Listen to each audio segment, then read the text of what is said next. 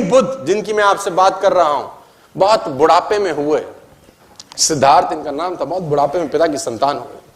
तो जब बहुत बुढ़ापे में संतान हुए तो पिता को इसका जब राजसूय यज्ञ किया गया जिसमें नामकरण संस्कार होता है बेसिकली, और नामकरण संस्कार में अलग अलग देशों से अलग अलग शहरों से लोगों को बुलाया गया। बुद्ध का नामकरण संस्कार हो रहा है, सिद्धार्थ है जब, अभी बुद्ध नहीं हुए हैं, अभी लड़का ही है खाली, और बहुत सालों के बाद बुढ़ापे में हुआ है। तो बड़े बड़े ज्योतिषियों ने सिद्धार्थ का हाथ देखा। 12 साल का एक लड़का जिसका नाम था कुदन्ना, छोटा ज्योतिषी, उसने भी इस बुद्ध का हाथ देखा, छोटे से बच्चे का।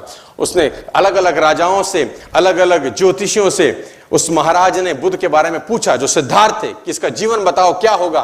90% लोगों ने बोला सन्यास ले लेगा, 10% लोगों ने बोला राजा बन जाएगा। 12 साल का ज्योतिषी कुदन्ना, उसने एक उंगली उठाई, उसने बोला राजान, मैं स्पष्ट तौर पे कहता हूं कि आपका लड़का सब सन्यासी हो जाएगा, सब छोड़ देगा। राजा को बड़ी ठेस पहुंची, बड़ा क्रोध आया मन में कि बुढ़ापे में एक लड़का हुआ, अगर ये सन्यासी हो जाएगा तो मेरा राजपाट कौन देखेगा, है ना। आदमी सन्यासी चाहता तो है लेकिन अपने घर में नहीं, पड़ोसी के घर में चाहता है। भगत सिंह हो पड़ोसी घर में, हमारे घर में नहीं होना चाहिए। तो बुद्ध ने बोला राजा ने बोला इसका उपाय क्या है। उपाय बड़ा सरल है, इसको भ्रम में रखो जीवन भर, क्योंकि जिस दिन इसको दुख का एहसास हुआ, इसके मन में पीड़ा हुई, ये सन्यास की तरफ चला जाएगा। राजा ने बोला क्या करूं। बोला षड्यंत्र करो, प्रपंच रचो।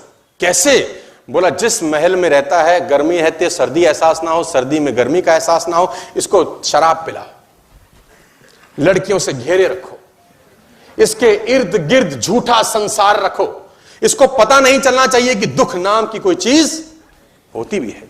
बूढ़े व्यक्ति को इससे दूर रखो, मृतशैया को इससे दूर रखो, सूखा पत्ता इसके बाग में दिखना नहीं चाहिए क्योंकि ये चीजें इसको आकर्षित करेंगी संन्यास लेने की तरफ। राजा ने प्रपंच किए। और मैं बताना चाहूंगा आपको, मैंने इतिहास पढ़ा है कि अलग अलग ऋतुओं के लिए सिद्धार्थ के लिए अलग अलग घर बनाए गए। सर्दी के लिए अलग घर, गर्मी के लिए अलग, बरसात के लिए अलग।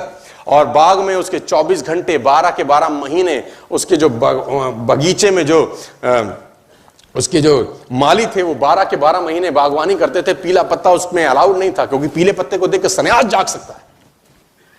और ये चलता रहा और वो दिन आया जिस दिन कुछ होना था बड़ा। कहते हैं जो ईश्वर ने आपकी तकदीर में लिख दिया उसको तो कोई खुद नहीं बदल सकता।